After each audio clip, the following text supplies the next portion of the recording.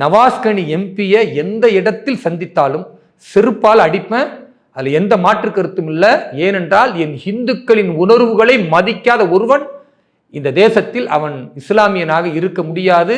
அவன் இஸ்லாமிய நம்பிக்கைக்கும் எதிரானவனாக, ஒரு விரோதியாகத்தான் இருப்பான். மத கலவரத்தை ஊட்டக்கூடிய ஒரு அதிபயங்கரமான ஒரு ஆபத்தானவனாகத்தான் நவாஸ்கனி எம்பி இருப்பார் என்பதில் எனக்கு எந்த மாற்று கருத்தும் இல்லை. நிச்சயமாக நான் எங்கு பார்த்தாலும் செருப்பால் அடிப்பேன். அன்றைக்கு அந்த இடத்துல மலையின் ஒரு பகுதியில் தர்கா கட்டுறீங்கன்னா, அன்றைக்கு இருந்த இந்துக்கள் பெருந்தன்மையாக சகிப்புத்தன்மையோடு, சரி நம்ம இஸ்லாமிய சகோதரர்கள், இஸ்லாமிய பெரியவர் ஒருத்தர் மதகுரு இறந்து போயிருக்கிறார், அதுக்காக ஒரு சமாதி கட்டாங்கன்னா கெட்டிக்கிட்டுமே அவங்க பெருந்தன்மையை விட்டு கொடுத்ததுக்கு இன்னைக்கு நீங்க வம்பிழுக்கிறீங்களா?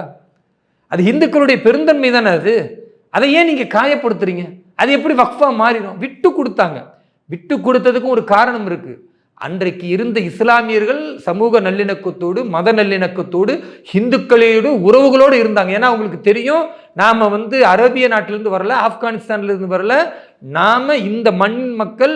என் தலைமுறையில 4-5 ஜெனரேஷனுக்கு முன்னால என் முப்பாட்டன் முருகனாகவோ கந்தனாகவோ இருந்திருக்கிறான்.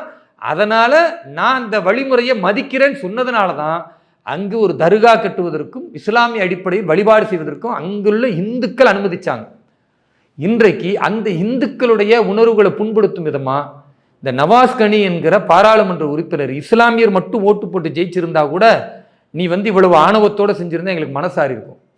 ஆனா பெரும்பான்மை இந்துக்கள் உனக்கு வாக்களித்து எல்லோருக்கும் பொதுவான ஒரு நபர், அங்கு பிரச்சனை நடந்து கொண்டிருக்கும் பொழுது, சர்ச்சை ஓடிக்கொண்டிருக்கும் பொழுது, உணர்வுகள் புண்படுகிறது என்று இந்துக்களுடைய எழுச்சியோடு போராட்டங்கள் நடைபெற்றுக் கொண்டிருக்கும் பொழுது வேண்டுமென்றே அங்கு போய் நான் பிரியாணி சாப்பிடுவேன், அந்த கோவிலுக்கு அருக அந்த புனிதமிக்க மலையின் அடிவாரத்தில் நான் பிரியாணி சாப்பிடுவேன்னா, இந்த மாதிரி ஆட்களை செருப்பை கழட்டி அடிச்சா என்ன தப்பு என்பது என்னுடைய கேள்வி.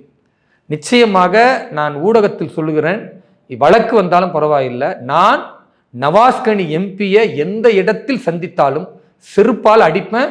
அதில் எந்த மாற்று கருத்தும் இல்லை. ஏனென்றால் என் இந்துக்களின் உணர்வுகளை மதிக்காத ஒருவன் இந்த தேசத்தில் அவன் இஸ்லாமியனாக இருக்க முடியாது.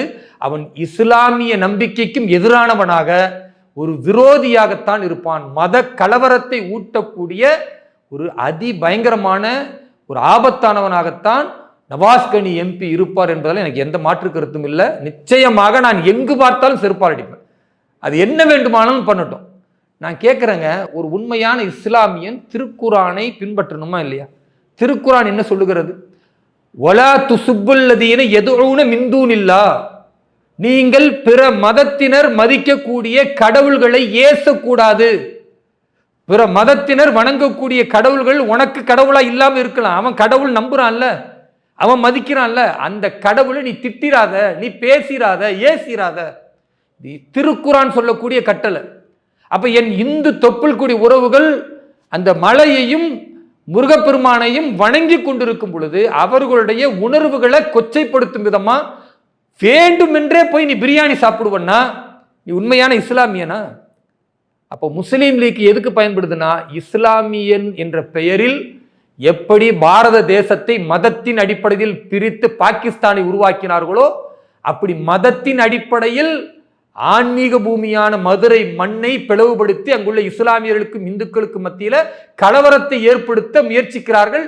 இன்னொரு அயோத்தியாக திருப்பரங்குன்றம் உருவாகும் என்கிற நிலைக்கான முதல் படியை நவாஸ்கனி எடுத்து வைத்திருக்கிறார்.